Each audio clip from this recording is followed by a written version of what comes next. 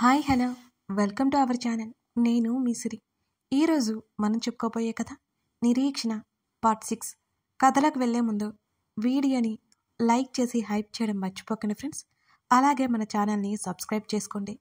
ఇక కథలోకి వచ్చేయండి. అలాగే ఆమెను మోసుకుని చాలా దూరం వెళ్ళిపోయాడు మోక్ష్. అలుపు వచ్చేసింది అతనికి.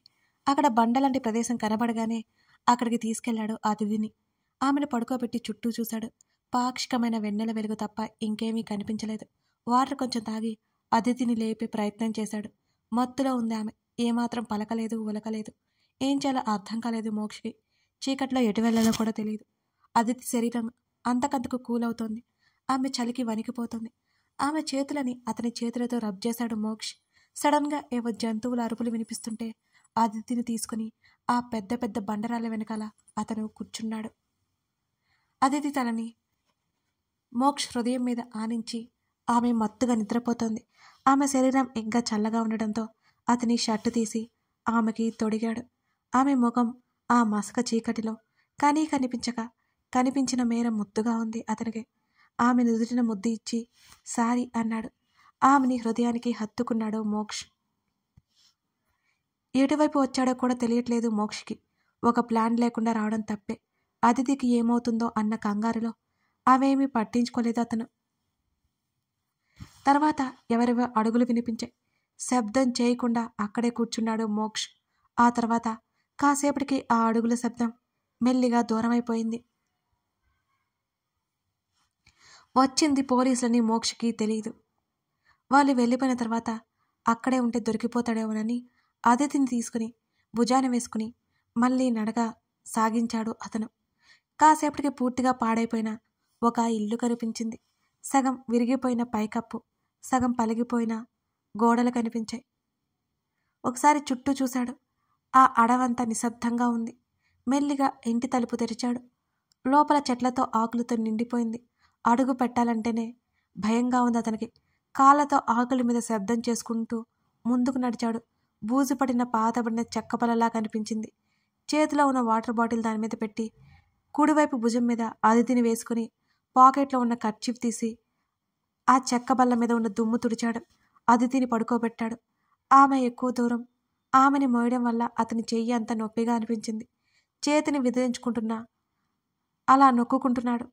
అప్పటికే చాలా దూరం నడవడం వల్ల దాహం, ఆకలి అనిపించింది అతనికి. కొంచెం వాటర్ తాగి ఇంకొంచెం అతిథి కోసం ఉంచాడు. అతిథికి స్పృహ వస్తేనే ఎక్కడికైనా వెళ్ళడానికి వీలు ఉంటుంది. లేకపోతే ఇంకా వెళ్ళడం కష్టమని అతనికి అర్థమైపోయింది. అతిథిని పూర్తిగా స్పృహలోకి తెప్పించడానికి ఎన్ని ప్రయత్నాలు చేసినా అతని వల్ల కావడం లేదు. శరీరంలో ఓపిక పోగా ఆ బల్ల మీదనే ఎక్కి కూర్చున్నాడు మోక్ష్. అతిథి కాళ్ళు ఒడిలో పెట్టుకున్నాడు. వెనక్కి వాలి అతను కళ్ళు మూసుకున్నాడు. నారాయణ్ హాల్లో కంగారుగా అటు ఇటు తిరుగుతున్నాడు. సోఫాలో భయంగా కూర్చుని ఉంది ఇందిర. వాళ్ళిద్దరూ మాట్లాడుకోరని తెలిసి సర్వెంట్ వాళ్ళ మధ్యలో వచ్చి ఉంది. నా కొడుకు ఎక్కడికి వెళ్ళాడు? పెద్దగా అడిగింది ఇందిర. తెలీదు అన్నాడు నారాయణ్. ఒక కొడుకుని పోగొట్టుకొని ఇప్పటికే ఆ భారం మోయలేకపోతున్నాను. ఇప్పుడు మోక్షను కూడా పోగొట్టుకొని నేను బ్రతకలేను అని కళ్ళు తుడుచుకుంటూ చెప్పింది ఇందిర. రేపటికల్లా ఇంట్లో ఉంటాడు అని అన్నాడు నారాయణ్. మోక్షకి ఏమైనా అయితే నేను ప్రాణాలతో ఉండను అని అక్కడి నుంచి గదిలోకి వెళ్ళిపోయింది ఇందిర. ఎవరికో ఫోన్ చేసి మాట్లాడసాగాడు నారాయణ్ తన కొడుకు గురించి వెతుకుతూ. అక్కడ విశ్వనాథ్, శకుంతల మనవరాలి కోసం కంగారు పడసాగారు. తన ఇన్ఫ్లుయెన్స్ ఉపయోగించి అతిథి కోసం వెతికే పనిలో ఉన్నాడు విశ్వనాథ్. అలా రాత్రి భయంకరంగా గడిచిపోయింది. తెల్లవారుజామున బద్ధకంగా కదిలింది అదితి. బాడీ అంతా భారంగా అనిపించింది. మెల్లిగా కళ్ళు తెరిచి చూసింది ఆమె. ఆమెకి మోక్ష్ కనిపించగానే ఉలిక్కి పడింది ఒక్కసారిగా. ఆమె కాళ్ళు అతని ఒడిలో ఉన్నాయి. తీసుకోవాలన్నా సరే ఆమె శరీరం సహకరించడం లేదు. మోక్ష్ చాలా అంటే చాలా నెమ్మదిగా పిలిచింది అదితి. ఉలిక్కి పడినట్టు కళ్ళు తెరిచి ఆమె వైపు చూశాడు మోక్ష్. ఎలా ఉంది అదితి అంటూ ఆమెను మెల్లిగా లేపి కూర్చోబెట్టాడు. శరీరంలో సత్తు లేనట్టు అయిపోయింది అదితి. అతని భుజం మీద ఆమె వాలిపోయింది. Aditi are you okay? ఆమె చెంప మీద తడుతూ పిలిచాడు అతను. మనం ఇక్కడున్నావేంటి అని నీరసంగా అడిగింది. నీకేం గుర్తు రాలేదా అని అడిగాడు మోక్ష్. కళ్ళు మూసుకోగానే ఆమెను భుజాన వేసుకుని వచ్చిన సీన్ గుర్తొచ్చి ఉలిక్కిపడి మోక్ష వైపు చూసింది అదితి. నువ్వు ఎలా వచ్చావు? షాక్ అయిపోయింది ఆమె. నీ మొబైల్ కింద దగ్గరలో ఎక్కడో పడితే మీ తాతయ్య ట్రేస్ చేయించారు. నేను మాట్లాడితే విషయం చెప్పారు. వెంటనే బయలుదేరి వచ్చేశాను అని అంటున్న మోక్ష వైపు ఆమె ఆశ్చర్యంగా చూసింది. ఇంత రాత్రి నా కోసం వచ్చావా? వాళ్ళు నన్ను మాట రాక ఆపేసింది. ఆమె భయంతో వణికిపోయింది. బేబీ కూల్, నీకేం కాలేదు. అక్కడి నుంచి తప్పించుకుని తీసుకువచ్చేశాను నిన్ను అని అంటూ మొత్తం వివరంగా చెప్పాడు మోక్ష్. అదితికి అంత నీరసంలోనూ నవ్వు ఆగలేదు. అతని భుజం మీదే వాలిపోయి మరీ నవ్వింది. నీకు నవ్వులాటగానే ఉంటుంది. నేను మోసుకొచ్చేసరికి నా పని అయిపోయిందనుకో అని నోరు జారాడు మోక్ష్. అతను చెప్పాలి అనుకోడు కానీ చెప్పేశాడు ఆలోచనల మధ్య. ఏంటి, మోసుకొచ్చేసావా ఇంత దూరం అంటూ దూరంగా జరిగింది. ఆమె తిడుతుందన్న భయంతో అవునన్నట్టు తల ఊపాడు. కళ్ళు పెద్దవి చేసి మరీ చూసింది అదితి.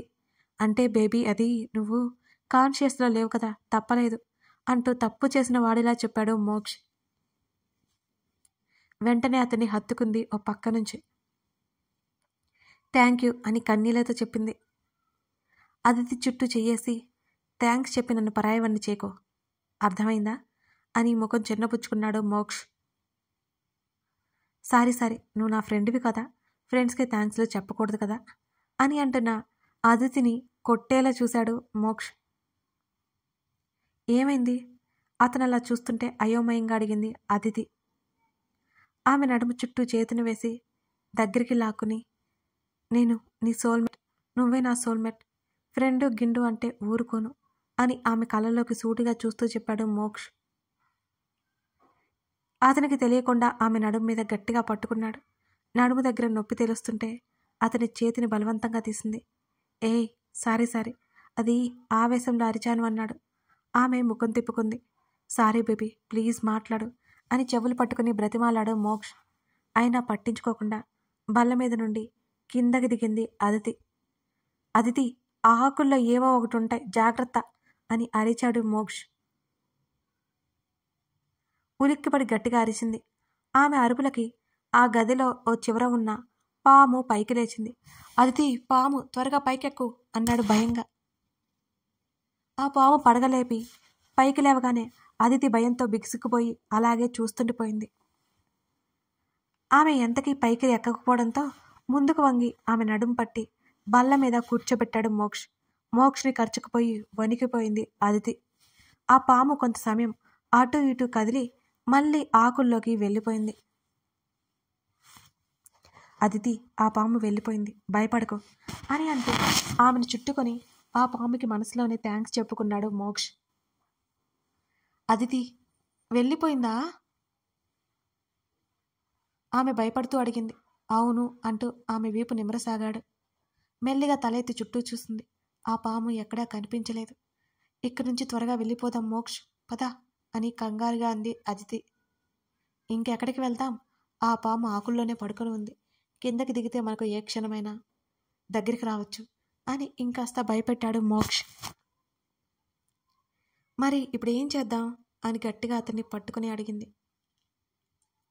ఆ పాము బయటికి వెళ్ళే వరకు వెయిట్ చేసి మనం వెళ్ళిపోదాం. ఇప్పుడు దిగామే అనుకో, ఇంకెన్ని పాములు ఉన్నాయో ఆకుల్లో అని మోక్ష అనగానే ఆ అని గట్టిగా అరిచి అతని మెడవంపులో ముఖం దాచుకుంది అదితి. ఆమె స్పర్శ ఫీల్ అవుతూ ఆమె నడుము చుట్టూ సున్నితంగా చేతిని పోనిచ్చాడు. ఆమె మెత్తటి స్పర్శను ఫీల్ అవుతూ స్వర్గంలో తేలిపోసాగాడు మోక్ష్. మోక్ష్, ఇప్పుడు ఎలా వెళ్ళాలి బయటికి అని అతని షర్టుని గట్టిగా పట్టుకుని అడిగింది అదితి. ఏమో, నేను చూస్తున్నాను ఎలా వెళ్ళాలో అని. ఆమె పట్టుకున్న స్పర్శను, ఆ ఫీల్ని ఎంజాయ్ చేస్తూ కళ్ళు మూసుకున్నాడు మోక్ష్. ఏదో ఒకటి చేయి మోక్ష్, ఇక్కడ నాకు చాలా భయంగా ఉంది అని అతని మెడ చుట్టూ చేతులు వేసింది ఆమె. అదితి నిజంగానే బాగా భయపడుతుందని అర్థమై కళ్ళు తెరిచి చుట్టూ చూశాడు మోక్ష్. ఆ పాము పగిలిన గోడల నుంచి బయటికి వెళుతూ కనిపించింది అతనికి. అదితి ఆ పాము వెళ్ళిపోయింది అని అన్నాడు మోక్ష్. మెల్లిగా తల ఎత్తి చూసింది అతన్ని. ఒకరి ఊపిరి మరొకరికి తగులుతుంటే వారి మనసులు పరవశించాయి. చూపులు మాత్రం విడివడలేదు. అదితి కళ్ళలో తన మీద ఇష్టం కనబడుతుంటే చిరునవ్వు తొంగి చూసింది మోక్ష్ పెదవుల్లో. వెంటనే సర్దుకుంది ఆమె. ఆ బల్ల దిగి అదితి వైపు చూసి చెయ్యి చాచాడు మోక్ష్. కళ్ళు దించి అతని చేతిలో చెయ్యి వేసి కిందకి దిగింది ఆమె. ఇద్దరు ఆ ఇంటి నుంచి బయటికి వెళ్ళిపోయారు. మోక్ష్ నడవలేకపోతున్నా, ఆకలేస్తోంది అని నీరసంగా నడుము పట్టుకొని నడవడం ఆపేసింది అదితి. అదితి, ఎక్కడున్నామో ఏంటో తెలియదు. నైట్ ఎటొచ్చామో ఇంకొంచెం దూరం వెళ్తే గానీ తెలియదు అని అన్నాడు మోక్ష్. అని అతనితో ఆమె నడుస్తోంది. ఇవిగో వాటర్ తాగు. బాటిల్లో ఉన్న కొంచెం వాటర్ ఆమెకి ఇచ్చాడు. అవలా ఉంచు, ఇప్పుడు వద్దు అని అంది ఆమె. సరే అన్నాడు. కనీసం ఫ్రూట్స్ కూడా లేవు అని అంది నీరసంగా. చూద్దాంరా అని అన్నాడు. ఇద్దరు ఇంకా వెళ్తూ ఉన్నారు. అదితి, అటు చూడు అని అన్నాడు సంతోషంగా. ఏముందక్కడ అని అడిగింది. నది అన్నాడు మోక్ష్. అటు వచ్చిన అదితికి కనపడగానే నది హుషారు వచ్చి అటువైపుకు నడిచింది. అదితి, స్టాప్, మొసళ్ళైనా ఉండొచ్చు లోపల అని అతను అనగానే ఆమె అక్కడే ఆగిపోయింది. అక్కడే ఆగిపోయి వెనక్కి తిరిగి, నిజంగా ఉంటాయా అని అడిగింది ఆమె. ఉండొచ్చేమో అంటున్నా, ఉంటాయని కాదు అని అన్నాడు మోక్ష్. నీరసంగా అక్కడే ఉన్న బండ మీద కూర్చుంది అదితి. చేపలేమైనా దొరుకుతాయేమో చూద్దాం, ఆ షర్ట్ ఇవ్వు అని అన్నాడు. అప్పుడు గమనించింది అదితి మోక్ష్ టీషర్ట్లో ఉన్నాడు. ఏమైంది, ఇవ్వు, కావాలా ఖచ్చితంగా? అయిష్టంగా ముఖం పెట్టి తీసి ఇచ్చింది. నువ్వు కూడా రా అన్నాడు. నేనేం చేయాలి, నాకు అసలే స్విమ్మింగ్ రాదు అని భయంగా అంది అదితి. మనం లోపలికి వెళ్ళాం బేబీ, ఏం కాదురా అని అన్నాడు మోక్ష్. తల ఊపి అతని వెంట నడిచింది. షర్ట్ వాటర్లో పెట్టి కొంచెంసేపు వాటర్లోనే ఉంచి కాసేపటి తర్వాత పైకి తీశాడు. అందులో పీత రాగానే గట్టిగా అరుస్తూ ఆ షర్టు వదిలేసింది. భయంతో మోక్ష మీదకి దూకింది అదితి. నీళ్ళలో ఉండడం వల్ల నిలదొక్కుకోలేక వెనక్కి పడిపోయాడు మోక్ష్. అతనితో పాటు అదితి కూడా మీద పడిపోయింది. ఏమైంది అదితి అని కంగారుగా అడిగాడు మోక్ష్. ఏదో ఉందక్కడ అని భయంగా అంది. ఒడ్డు మీద పీత కనపడగానే అది వెళ్ళిపోయిందరే అని అన్నాడు. మోక్ష్ చేతులు ఆమె నడుము చుట్టూ ఉన్నాయి. ఇద్దరూ చల్లటి నీటిలో వణికిపోయారు. మోక్ష్ చేతులు ఆమె వీపు మీదకి చేరాయి. అరమోడ్పు కన్నులతో అతని వంక చూసింది ఆమె. అదితి ముఖం మీద నీటి బిందువులు మెరుస్తుంటే వాటిని పెదవులతో తుడిచారనిపించింది అతనికి.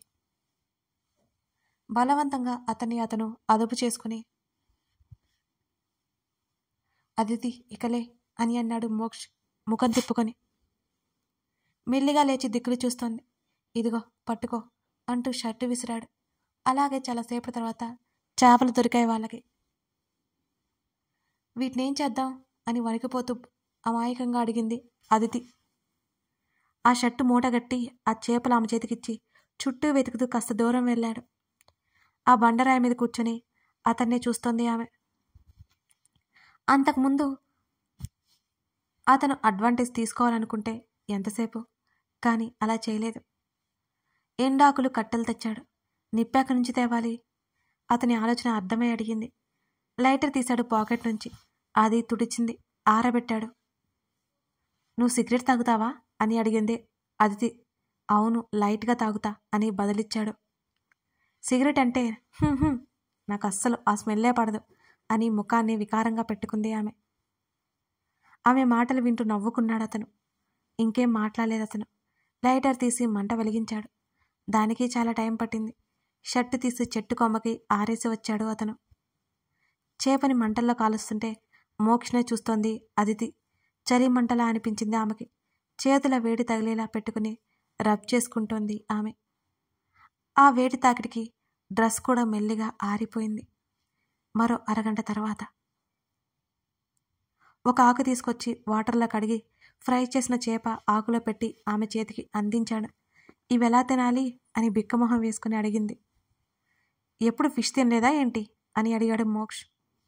తిన్నాను కానీ ఇలాంటివి ఎప్పుడూ తినలేదుగా, ఇందులో బోన్స్ కూడా ఉన్నాయి అని అంది అమాయకంగా. ఆమె ముఖంలో మారే ఎక్స్ప్రెషన్స్ చూసి అతను నవ్వుకుని ఇలారా అంటూ అతని పక్కన ప్లేస్ చూపించాడు. అలాగే అన్నట్టు తల ఊపి అతని పక్కన కూర్చుంది అదితి. మోక్ష్ జాగ్రత్తగా తినిపిస్తుంటే అమ్మ చేతి గోరు ముద్దలే ఎరగని అదితికి అమ్మలా కనిపించాడు. ఆమె కళ్ళల్లో నీళ్లు కనిపించకుండా ముఖం తిప్పుకుంది. వెంటనే బాగోలేదా అని అడిగాడు. అదేం లేదు, కాకపోతే చప్పగా ఉంది అని చిరునవ్వుతో అంది. ఇక్కడ ఉప్పు కారాలు నేను తీసుకురాలేనులే, ఇప్పటికి అడ్జస్ట్ అయిపో. ఎటు వచ్చామో కూడా తెలీదు, మనం తప్పుదారిలో వచ్చాం. నిన్న నాకు ఈ నది కనిపించలేదు, ఒకవేళ కనిపించినా నేను చూడలేదేమో అని అంటూ ఆమెకి తినిపించాడు మోక్ష్. నాకు చాలు, ఇక నువ్వు కూడా తిను. ఏంటి, ఒక చిన్న చేప ముక్కకే? అవును మోక్ష్, ఇక తినలేకపోతున్నాను అని అంది ఆమె. నేను నా ఫ్రెండ్స్తో ఫారిన్ టూర్స్ వేసేవాడిని, అక్కడ ఇలాంటి ఫుడ్ తినడం అలవాటు, నాకైతే అది ఒక ఛాలెంజ్ అని అన్నాడు మోక్ష్. అతను చెప్పేది నవ్వుతూ వింటుంది ఆమె. కథ కొనసాగుతోంది. ఇద్దరూ అక్కడి నుంచి బయటపడగలరా? ఈ ప్రయాణంలో అతని మీద ఉన్న ఫీలింగ్ ఆమె బయట పెట్టగలదా, లేకపోతే అలాగే వెళ్ళిపోగలదా? ఏం జరగబోతోంది తెలుసుకోవాలి అంటే ఈ కథను పూర్తిగా చూడాల్సిందే. కథ నచ్చితే లైక్ చేసి కామెంట్ చేయడం మర్చిపోకండి friends. Thank you for watching this video.